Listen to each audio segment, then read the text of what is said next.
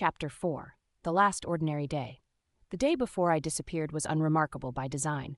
Ordinary days are the most difficult to reconstruct. They blur, they dissolve, they leave no sharp edges for investigators to grip. A dramatic day is memorable, a quiet day is forgettable, and forgettable is useful. I woke at 6, as I always did. Alistair was still asleep, one arm flung across the duvet, his breathing deep and even. He looked peaceful, innocent. He was neither, but appearances matter more than truth. I showered, I dressed, I made coffee. I sat at the kitchen island and read the news on my tablet. I did not speak. I did not sigh. I did not behave in any way that could later be described as unusual. When Alistair entered the kitchen, he kissed my cheek and said, "Morning." I responded with the same word in the same tone at the same volume I always used.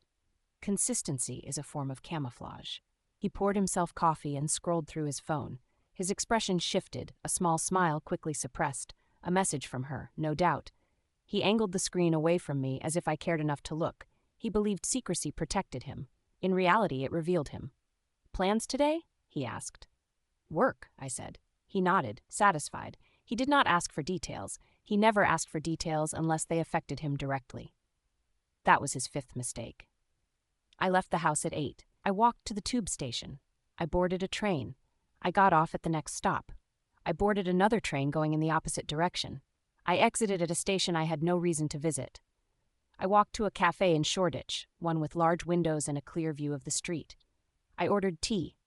I sat by the window. I opened a book. I made sure to be seen. A woman reading alone in a cafe is unremarkable. A woman reading alone in a cafe the day before she disappears is significant. I left after 40 minutes. I walked to a chemist and purchased a bottle of vitamins.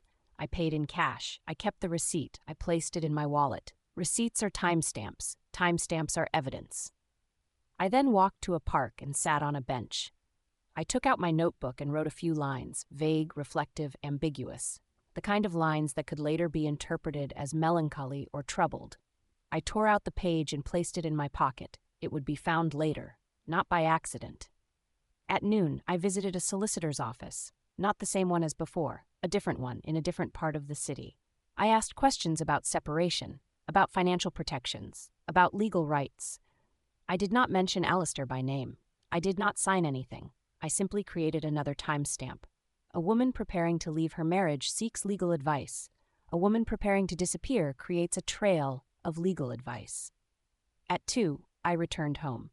The housekeeper was dusting the sitting room. She greeted me warmly. I greeted her back. I asked her how her morning had been. She told me about her daughter's new job. I listened. I asked questions. I made sure she remembered the conversation. Witnesses are important, not for what they see, for what they believe they see. Alistair returned home early that evening. He was in a good mood, too good.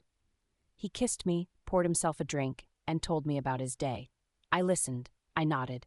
I asked the right questions. I played the role he expected me to play. He did not notice the slight shift in my tone, the faint distance in my eyes, the subtle coolness in my voice. He noticed only what affected him directly. That was his 6th mistake. After dinner, he suggested we watch a film. I agreed. He chose something forgettable. He fell asleep halfway through, his head resting against the back of the sofa, his breathing deep and even. I watched him sleep. Not with affection, with assessment. A man who sleeps easily is a man who believes he is safe. He was not safe. At 10, I went to my study. I opened the drawer where I kept the notebook. I reviewed the notes from the day.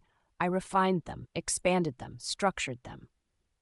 Phase 2 was complete, but there was one more element I needed, a final sighting, a moment that would anchor the narrative, a moment that would later be described as the last time she was seen. I chose the next morning. I returned to the sitting room. Alistair was still asleep on the sofa. I woke him gently. "I'm going for a walk," I said. He blinked, confused. "Now?" "Yes." "Why?" "I need air."